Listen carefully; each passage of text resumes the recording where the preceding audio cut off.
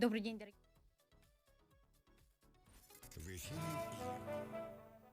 дорогие. За режиссерским пультом Марии Новгородова и Николай Слепцов, у микрофона редактор Светлана Антонова. 15 лет исполнилось в этом году крупнейшей энергосбытовой компании, Дальневосточной энергетической компании, которая работает у нас в республике. И, как вы знаете, 22 декабря свой профессиональный праздник отметили энергетики Якутии. Чтобы поговорить о том, с какими итогами предприятие подходит к завершению года, как работает со своими потребителями, а также что планирует на следующий год, мы пригласили сегодня в студию прямого эфира следующих гостей. Итак, это директор филиала Дальневосточной энергетической компании Якутскэнергосбыт Нургуяна Ивановна Куприянова. Здравствуйте. Здравствуйте. Начальник якутского отделения Татьяна Николаевна Шарафудинова. Добрый день. Здравствуйте. И начальник управления по работе с частными клиентами и исполнителями коммунальных услуг Саргалана Михайловна Аргунова. Приветствую вас. Добрый вечер. Дорогие друзья, напомню, что наша программа выходит одновременно на телевизионном канале НВК Саха и на волнах Тетим Саха радио. Это телефоны нашей студии 32 2066 32 11 66. Звоните и присоединяйтесь к нашему разговору. Ну что же, первый вопрос я хотела бы задать Нургуяне Ивановне. Каким был уходящий год для компании и как бы вы его охарактеризовали? Пожалуйста. Так, добрый вечер, уважаемые телезрители, уважаемые потребители, коллеги. Год для нас был очень насыщенным и продуктивным. Один из главных приоритетов по ПАО ДЭК это является повышение качества обслуживания потребителей. В частности, в рамках этой миссии мы в сентябре открыли единый расчетный центр для наших потребителей. И в этом офисе клиенты могут получить консультации, оплатить услуги, не только получить консультацию, но и передать показания прибора учета, рассчитаться по всем видам услуг. В частности, у нас в этом офисе есть высокотехнологический офис, очень много информатов, через которые могут воспользоваться наши потребители. В частности, есть детский уголок даже для маленьких наших посетителей. Мы рады приветствовать наших потребителей в нашем едином расчетном центре. То есть сделано все для того, чтобы было удобно, в первую очередь, клиентам, потребителям. Хорошо, а намечены ли основные направления развития для филиала в Якутии на следующий 2023 год? У ПАО ДЭК такие задачи стоят на самом деле, да, и в рамках также улучшения качества обслуживания мы также откроем единый расчетный центр для наших юридических лиц. Вот это планируется в городе Якутске, и впоследствии будем уже смотреть открытие единых расчетных центров в других улусах и районах.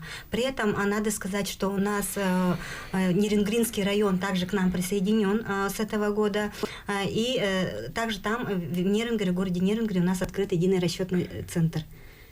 Хорошо. Мы знаем, конечно же, что Якутскэнергосбыт накануне новогодних праздников всегда проводит для своих потребителей определенные акции. Да? В этом году чем вы порадуете своих потребителей? По этому вопросу можно так ответить. Конечно, мы в рамках каждого года мы поощряем своих добросовестных потребителей. И в частности, буквально в начале декабря мы подвели итоги нашей акции «Удача онлайн». В данной акции участвовали более 10 тысяч лицевых счетов и были разыграны 6 сертификатов на бытовую технику. В частности, у нас буквально было подведение итогов, и победители уже определены. А сейчас же идет акция «Заплати Новый год без долгов», на списание пени. В этом году эта традиционная акция также у нас идет до 25 декабря. Потребители, не только физические лица, но и юридические лица могут оплатить долги, задолженность, и, соответственно, и пени будут списаны. В рамках этого мы сейчас проводим эту акцию. Также есть такая акция для юридических лиц, это регистрация в личном кабинете на сайте ПАО ДЭК. И, соответственно, до конца года можно зарегистрироваться в личном кабинете, заплатить долги, и, соответственно, пени будут списаны в рамках данной акции. Ну что же, действительно, это очень удобно для наших якутян. И хотелось бы, наверное, еще раз их призвать для того, чтобы они приняли самое активное участие в этих акциях. Да, конечно. Пользуясь случаем, уважаемые потребители, призываю вас заплатить коммунальные услуги до 25 декабря, и, соответственно, пени будут списаны. Так как по физическим, повторюсь, да, так и по юридическим лицам и управляющим компаниям. И мы сможем войти в Новый год тогда без долгов. Да, соответственно. Хорошо. А тем не менее, все-таки, если у людей есть долги и сложно выплатить их разом, ну, действительно, есть такие ситуации. Да, конечно, есть такие ситуации, и мы это рассматриваем в индивидуальном порядке. Потребители могут заключить соглашение на реструктуризацию задолженности. Если, допустим, уже долги переданы в судебные органы, то могут заключить мировое соглашение. И в рамках судебного процесса, и также в рамках досудебного процесса этот вопрос можно также решить. Каждому потребителю мы подходим индивидуально, я повторюсь этим, да, потому что мы тут требуем, у нас как основное требование, это заплатить нужно 30% от суммы общей задолженности, но при этом, если потребитель не имеет возможности, то он может заключить соглашение на реструктуризацию без учета оплаты вот этих первоначального взноса 30%. Но для этого необходимо предоставить соответствующие документы для нас, да, и очень многие потребители этим пользуются. У нас очень много заключено соглашений на реструктуризацию задолженности. Чуть подробнее давайте о документах. Да? Какие документы необходимо представить? Ну, документы – это выписку на квартиру, на дом, на квартиру, копии паспорта необходимо предоставить. Если у потребителя имеются там финансовые сложности, то мы требуем справку 2 НДФЛ и справку формы 3, ну, в частности, чтобы увидеть, сколько человек там прописано. Вот, и все, другого мы и не требуем. И, соответственно, вот эти документы, если будут у нас в личном кабинете физических лиц, это мы можем, как бы они тоже могут через личный кабинет обратиться, и мы можем рассмотреть эти документы. Хорошо, дорогие друзья, я напомню, что наша программа выходит в прямом эфире. Я напомню, что сегодня у нас в студии сотрудники Якутской энергосбыта. Если у вас есть вопросы к моим собеседникам, то, пожалуйста, вы можете позвонить к нам в студию по телефону 32 2066, 32 11 66, задать вопросы, ну и, соответственно, получить квалифицированные ответы. Так что звоните и присоединяйтесь к нашему разговору.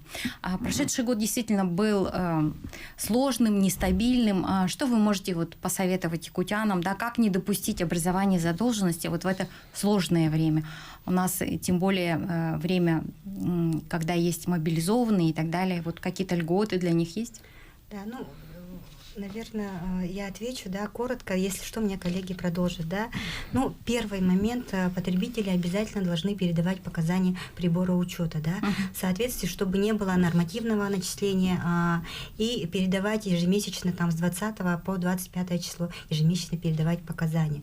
И, соответственно, не накапливая долги, по показаниям прибора учета оплачивать эту задолженность. И по поводу, ну, передавать показания, оплату производить. Если, например, ранее было заключено соглашение на реструктуризацию и были просрочки, соответственно, сразу потребители могут, допустим, расторгается соглашение на реструктуризацию, и потребители попадают под ограничения. Чтобы избежать этих моментов, обязательно они должны обратиться к нам. Соответственно, вот мы можем заключить соглашение на индивидуальных условиях, я об этом вот еще раз повторюсь. А для мобилизованных у нас есть льготы, в частности, мы списываем пени, и Сергея Михайловна, может быть, по этому направлению тоже, да, дополнит меня. Ну, по мобилизованным, как Нургена сказала, что приостановлены начисление пеней, но чтобы приостановились пени, нужно подойти с заявлением, ну, членам семьи, да, мобилизованного, подать заявление, и на основании заявления мы приостанавливаем начисление пени. И если есть какие-то трудности в финансовом плане по оплате задолженности, всегда идем навстречу, договора реструктуризации на приемлемые сроки заключаем. И еще дополню в этом направлении. Мы очень плотно работаем с муниципалитетами. В частности, в тех улусах и районах, где есть мобилизованные, мы получили списки, соответственно, и вот приостановили начисление пени. Вот так. То есть обязательно нужно делать все это в заявительном порядке. Да. Необходимо членам семей подойти в филиалы и, соответственно, заключить уже соглашение. Да? Ну, не только членам семьи, но и любое доверенное лицо может подойти, в частности, который проживает по этому адресу, и обратиться к нам. Ну, давайте все-таки напомним для наших телезрителей, радиослушателей, да, зачем нужно ежемесячно передавать показания счетчиков. Ну, согласно правилам предоставления коммунальных услуг, которые утверждены постановлением правительства Российской Федерации номер 354 от 6 мая 2011 года, потребителям необходимо ежемесячно передавать текущие показания приборов учета с тем, чтобы к 1 числу следующего месяца был сформирован платежный документ. Также по законодательству потребителям необходимо рассчитываться за коммунальные услуги с 1 по 10 число каждого месяца, следующего за расчетным. В конце текущего месяца с 20 по 25 переданы показания в Якутскэнергосбыт, рассчитываются, да, и к 1 числу будет готов платежный документ до 10 числа, который мы рассылаем нашим потребителям. Нужно ли передавать показания, если, например, по адресу нет потребления, да, скажем, человек в отпуске или же в долгосрочной командировке? Бывают и такие же у нас ситуации? Да, такие случаи бывают. Вот в случае непредоставления показаний в установленный законодательством срок, плата за коммунальные услуги определяется исходя из среднемесячного объема потребления с последующим перерасчетом по данным прибора учета. Но в случае, если показания не были переданы, да, то расчет производится в дальнейшем по нормативу. А как удобнее всего передавать показания счетчиков? В этом направлении компания плотно работает и предоставляет множество вариантов передачи показаний. Каждый может выбрать для себя самый наиболее удобный вариант. Можно передавать через личный кабинет ПАО-ДЭК на сайте ПАО-ДЭКа. Также можно пройти на сайте ПАО-ДЭК без регистрации передачу показаний, через приложение Сбербанк онлайн, по телефону контакт-центра ПАО-ДЭК, это 8 800 234 77 77. Через оператора, либо в автоматическом режиме, там есть голосовой помощник, можно через помощника Алену передать. Очно в кассах Якутскэнергосбыта.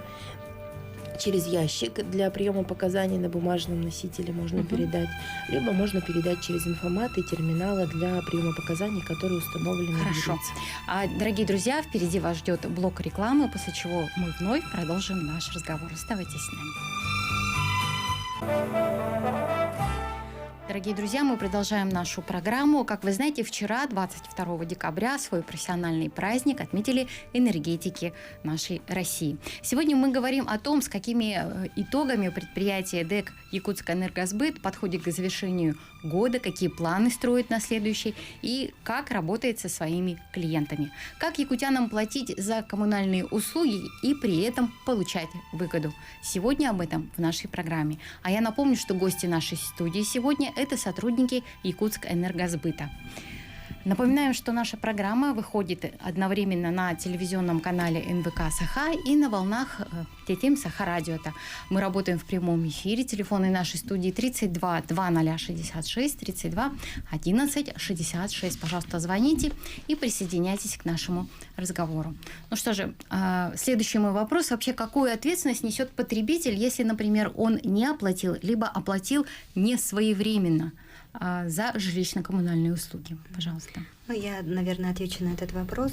Действующее законодательство предусматривает несколько вариантов последствий при неоплате коммунальных услуг потребителям. Это, во-первых, насчитывается пеня по ставке рефинансирования, да, в соответствии на тот объем, который не был оплачен. Ну и, соответственно, дальше мы можем применить такую санкцию, как ограничение потребителя.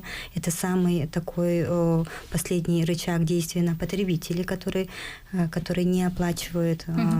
И все эти моменты у нас предусмотрены действующим законодательством и правилами предоставления коммунальных услуг. А у нас есть телефонный звонок, давайте его примем. Алло, добрый день, слушаем вас. Добрый день. Говорите, пожалуйста. Всех поздравляю с наступающим Новым годом. Спасибо. И у меня вот такой вопрос. Вот соседи Иркутской области тариф рубль 20 говорят, а у нас почему такой дорогой тариф? Мгм. Спасибо. Спасибо за вопрос. Ну, необходимо напомнить нашим потребителям, что тарифы на территории республики устанавливает Госкомцен. И все вопросы мы не устанавливаем тарифы, это, соответственно, устанавливает регулятор. На сегодня он с 1 декабря утвержден тариф для потребителей, установленный Госкомцен. Мгм. Хорошо. А много ли у нас вообще неплательщиков? Да, потребителей неплательщиков очень много. Соответственно, мы со всеми потребителями работаем в рамках действующего законодательства.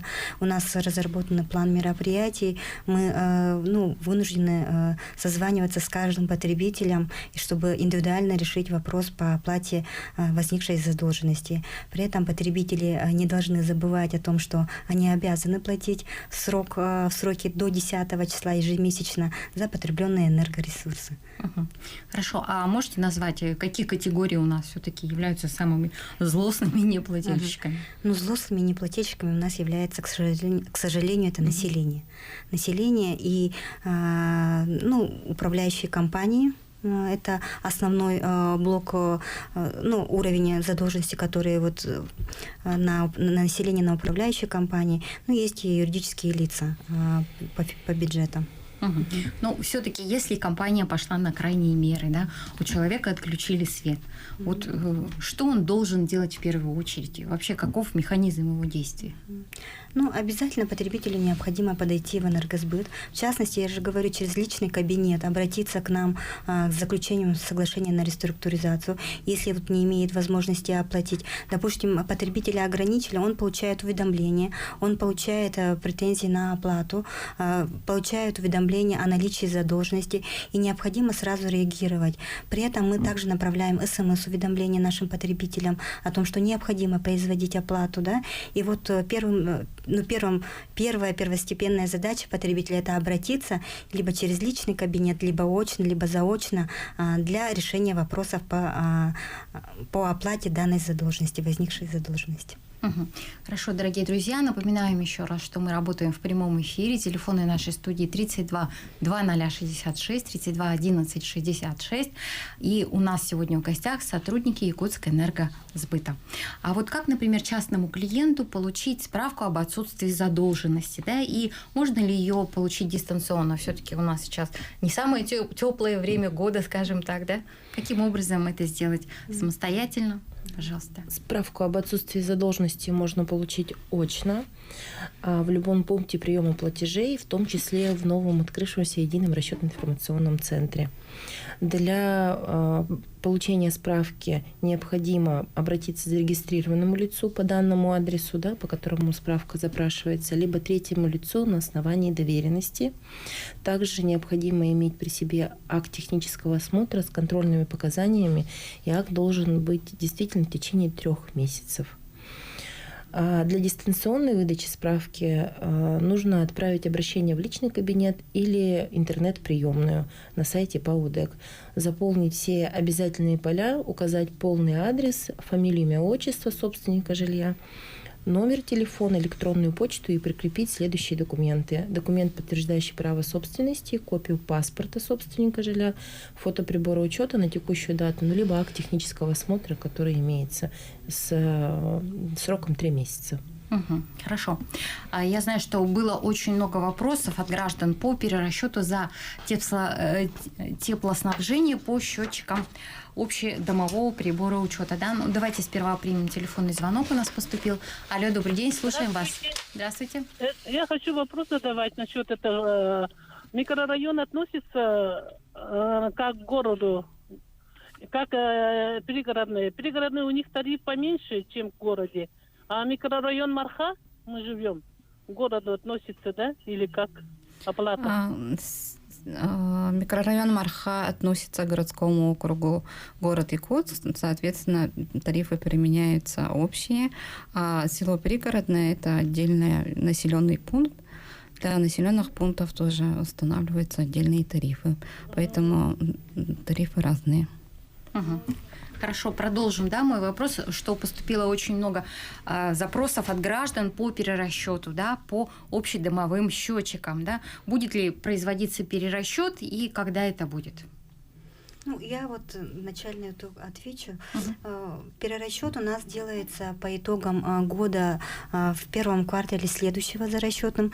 В этом году, значит, вот за этот год потребления все показания по АДПУ, которые мы сняли, мы до конца первого квартала должны будем сделать перерасчет. Обязательно.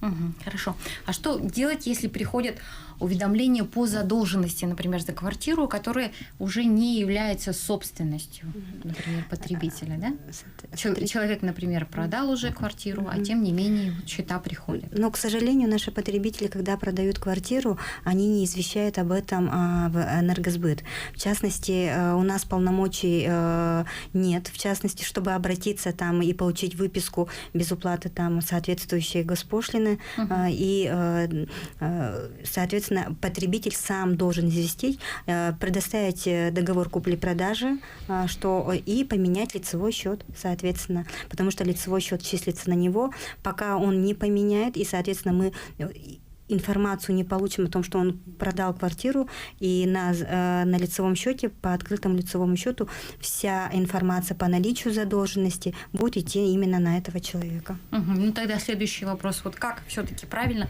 переоформить лицевой счет на нового хозяина? Татьяна Николаевна, наверное, скажет, поэтому, пожалуйста. Если новое жилое помещение находится в городе Якутске, да, в пределах города Якутска, то следует обратиться в единый расчетно-информационный центр. На остальной территории республики в отделение ПАО ДЭК Якутскэнергосбыта по месту проживания. Ну и, соответственно, необходимо с собой иметь определенный пакет документов. Это договор купли-продажи, свидетельство о государственной регистрации права на недвижимость, либо выписка из ИГРН, паспорт, справка о составе семьи, форма 3, СНИЛС, либо ИНН. Вот. Ну и оформить лицевой счет на нового хозяина также можно заочно через личный кабинет на сайте ПАО ДЭК. Хорошо. А нужно ли передавать показания, если по адресу нет потребления? Вот бывают такие случаи, когда люди, например, в летнее время живут на даче, соответственно, осенью, зимой, весной у них нет потребления. Тем не менее, расчет ведется, да, ежемесячно, начисления делаются, и получаются там многотысячные долги, а на самом деле человек живет на даче, скажем, в течение 2-3 месяцев. Ну, показания потребитель должен передавать ежемесячно, даже если нулевые. Но если потребитель уезжает за пределы республики, за пределы там города, он может через личный кабинет по заявлению обратиться о том, что потребитель уезжает, либо сезонное потребление, он должен заявление оформить, чтобы приостановили начисление услуг. Но без документов, подтверждающих, мы не можем приостановить начисление услуг, и там же холодильники включенные остаются, но при этом даже нулевые показания он обязан передать. Хорошо. Спрашивают, как заказать технический осмотр приборов учета электроэнергии и горячего водоснабжения. Татьяна Николаевна. Заявку на осмотр прибора учета можно подать также через личный кабинет, либо через интернет-приемную на сайте ПАО ДЭК. В заявке должно быть указано сведения о потребителе, фамилия, имя, отчество, реквизиты документа, удостоверяющие личность. Это паспорт, дополнительные документы СНИЛС, либо ИНН. Контактный телефон, сведения об установленном приборе учета. Это тип, заводской номер счетчика, да, место его установки, сведения об организации, осуществляющей монтаж, либо и показания на момент установки.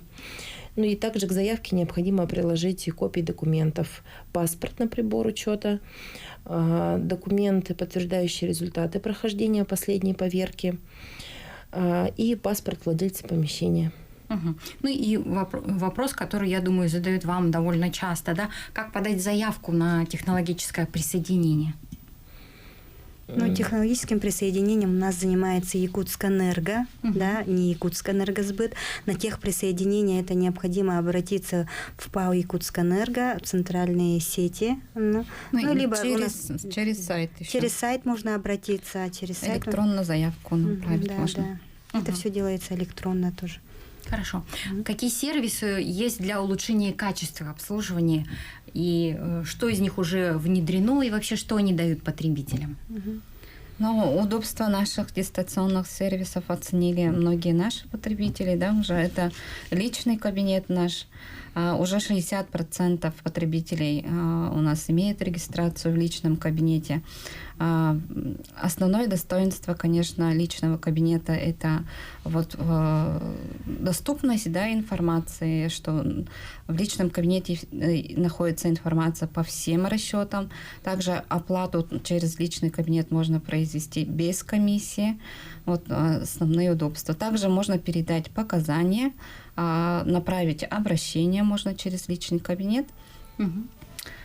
И также из нового, да, у нас на сегодня у наших потребителей есть возможность получать квитанцию электронно. Хорошо, об этом мы поговорим в следующей части нашей программы. Дорогие друзья, сейчас мы снова прервемся на небольшую рекламную паузу, после чего вновь продолжим наш разговор. Не переключайтесь, оставайтесь с нами. Дорогие друзья, мы продолжаем нашу программу. Я напомню, что вчера, 22 декабря, свой профессиональный праздник отметили энергетики России. Гости нашей студии сегодня – это сотрудники Якутскэнергосбыта. И мы говорим сегодня о деятельности предприятия, о планах на предстоящий год, а также отвечаем на вопросы наших телезрителей и радиослушателей. Я напоминаю, что наша программа выходит одновременно на телевизионном канале НВК Саха и на волнах Тятим Саха Радиота. Вы можете позвонить к нам в студию по телефонам 32 2066 32 11 66. Ну что же, а мы продолжаем наш разговор, и мы как раз-таки говорили о том, какие сервисы у нас есть для улучшения обслуживания качества наших клиентов. Ну, еще раз повторюсь, что на сегодня для наших потребителей есть возможность получать квитанцию электронно. Это вот квитанции, которые мы ранее на почтовые ящики приносили. Сейчас мы их направляем на на электронные адреса, на электронную почту. То есть удобство этого сервиса, я думаю, что оценили многие, потому что как бы доступность тоже вот документа этого, на основании которого идете оплачивать, да, это очень удобно для потребителя и как бы очень обеспечивает конфиденциальность, так скажем, информации. Да, потому что квитанции, которые раньше приносили, бывало, что и терялись, да, и не доставлялись. Да. Вот, было такое. Хорошо. А вообще, какой функционал у личного кабинета? Давайте напомним, все-таки поговорим о личном кабинете, да, и что там можно делать. Так, в личном кабинете можно оплачивать коммунальные услуги, поставляемые Якутсэнерго, передавать показания, получать и распечатывать платежные документы, квитанции, да, получить информацию по установленному счетчику, узнать последние показания счетчика, подать заявку на техобслуживание, пломбировку приборов учета. Также можно подать пакет документов для заключения договора на поставку услуг, а также на реструктуризацию задолженности. Там также хранится вся история начислений и платежей, и также через личный кабинет можно получить консультацию наших специалистов через вкладку «Обращение». А вообще, как быстро происходит обмен информацией через личный кабинет? Например, вот мы написали обращение, да? Как быстро отреагируют сотрудники? Оплата зачисляется на лицевой счет моментально. Также очень быстро передаются показания приборов учета. Практически моментально они встают на наш программный продукт. Да? Ну и, соответственно, вот мы говорили об удобствах, да, личного кабинета. Давайте еще раз напомним, да, тоже потребителям услуг, как все-таки зарегистрироваться в личном кабинете для того, чтобы действительно обрести все удобства, которые он предоставляет. Регистрация в личном кабинете, если мы говорим, чтобы установить приложение на мобильный телефон, это для андроидов Google Play. Там заходите, набираете ДЭК Якутия, увидите значок «Домик», вот, его устанавливаете, и процедура регистрации совсем понятная, простая. Да, очень доступная, понятная. И вот регистрируетесь один раз, привязываете лицевой счет и начинаете пользоваться личным кабинетом. айфонов, App Store. Там также можно скачать наше приложение. Мгм. Мы знаем, что ДЭК совместно с оператором платежной системы МИР продолжает акцию, в рамках которой клиенты получают кэшбэк. То есть получается так, что мы оплачиваем услуги, например, в личном кабинете, и в то же время клиент, оплачивая, получает выгоду. Да? Давайте уделим внимание этому вопросу. Каким образом это происходит? Ну, смотрите, у нас, я вначале забыла сказать, что такая акция тоже есть, да, при этом вот 31 декабря эта акция завершается по получению кэшбэка по карте МИР. Если вы оплачиваете услуги через личный кабинет на сайте ПАО ДЭК, и у вас есть платежная система МИР, то, пройдя быструю регистрацию в качестве там участника акции, вы получаете кэшбэк на оплату коммунальных услуг. И все подробности это у нас на сайте размещены. В частности, кэшбэк у нас установлен в размере 1000 рублей. Вы получаете сразу вот такой кэшбэк. Очень выгодно. Это выгодно, да. И при этом мы потребителей призываем, чтобы не стоять в очередях, пользоваться личным кабинетом. Это очень просто и доступно. Для пожилых людей, вот, например, мы в рамках вот того, что пожилые люди не могут зарегистрироваться, мы проводили обучение в школе 3-го возраста. Мы проводим это и на якутском языке, и на русском языке. Для наших пенсионеров. Для наших пенсионеров. И очень многие пенсионеров прямо на обучении задавали вопросы. Мы пошагово показывали, как зарегистрироваться, как оплату произвести, как показания передать. Это очень удобно. Вот, допустим, зарегистрироваться в личном кабинете и все делать автоматически, сидя дома у себя. Хорошо. Следующий вопрос. Телезритель спрашивает, обнаружил, что повреждена пломба на электросчетчике. Вот куда мне обращаться и что делать? Вот смотрите, обязательно нужно, необходимо в тот же час проинформировать об этом ресурсоснабжающую организацию, о том, что повреждена пломба, необходимо оформить заявку. И это же можно сделать через личный кабинет, это очень просто обратился. И если потребитель не уведомит, то, соответственно, это будет нарушение, как срыв пломбы в качестве, как неучтенное потребление, будет выявлено неучтенное потребление, нарушение будет выявлено, да, и необходимо сразу же известить и оформить заявку о том, что вот у меня повреждена пломба, прошу проверить данный прибор учета, в частности. И потребители, как бы не уведомляя, просто забывают о том, что потом выявляется данное нарушение, и, соответственно, они не могут обосновать, кто же, когда же все-таки сорвал эту пломбу. В частности, говорю, необходимо сразу тут же позвонить, либо оформить заявку, уведомить ресурсоснабжающую организацию. А если, например, обнаружен брак, да, на электросчетчике, вот каким образом здесь можно поступить? Да, нет, выбраковка. Выбраковка прибора учета. Но по прибору учета принимаем прибор учета мы сами, соответственно, там бракованный прибор учета не может быть установлен и принят в эксплуатацию. Но при этом, если, допустим, срок, выбраковка, срок... Выбраковка имеете в виду некорректную работу прибора учета. Да. Если говорить о некорректной работе прибора учета, то надо подать заявку на техосмотр. Приедет специалист, посмотрит и соответствующий акт составит. Ну, это же обращение можно сделать, не зарегистрировавшись в личном кабинете на сайте ПАО ДЭК. Так, еще спрашивают, как узнать свой номер лицевого счета? Вот смотрите, раньше у нас на сайте ПАО «Якутскэнерго» можно было узнать свой лицевой счет, номер лицевого счета, да, но при этом сегодня это пока они не могут узнать свой номер лицевого счета. Но потребители, ежемесячно получая платежный документ, этот номер лицевой счет можно запомнить, и самому, соответственно, да. Но мы проводим работу, чтобы для улучшения качества работы и чтобы потребители долго не вспоминал свой лицевой счет, да?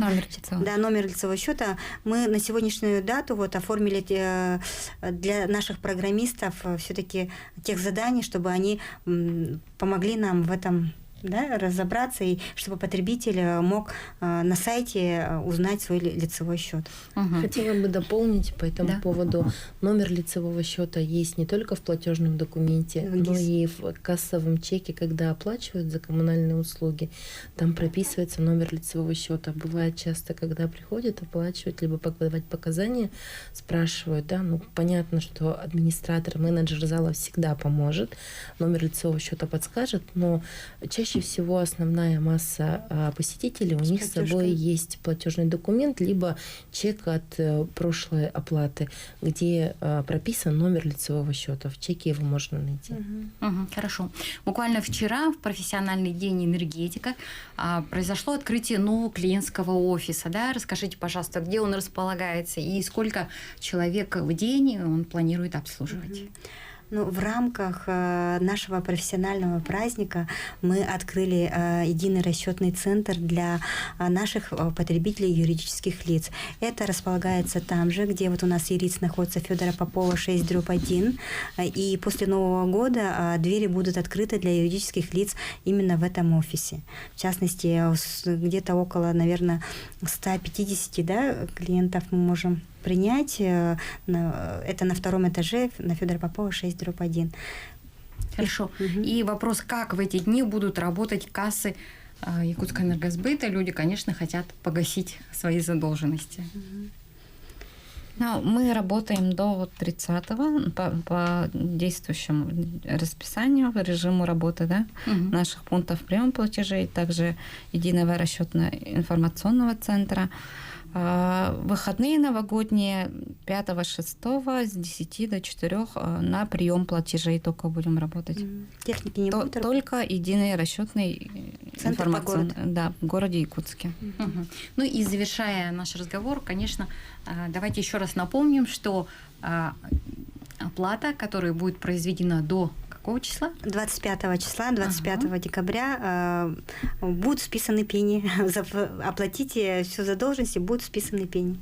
Мгм. Хорошо. Наша встреча проходит в рамках профессионального праздника, ну и, конечно же, накануне новогодних праздников, поэтому у вас есть прекрасная возможность поздравить своих коллег.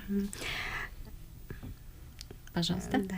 Ну, я, пользуясь случаем, хочу поздравить все коллективы энергокомпаний с нашим профессиональным праздником, с Днем энергетика, поздравить с наступающим Новым годом и всем пожелать стабильной работы, стабильного развития, безаварийной работы, крепкого здоровья, благополучия в семьям, ну, соответственно, счастья во всем. Самое главное, чтобы в наших домах было светло и тепло. Вот на этих словах позвольте мне попрощаться с вами. Спасибо вам за участие в нашей передаче, дорогие друзья. Это была программа «Якутск сегодня». Ее подготовила и провела редактор Саргалана Антонова. Всего вам самого доброго. До следующих встреч в эфире. До свидания.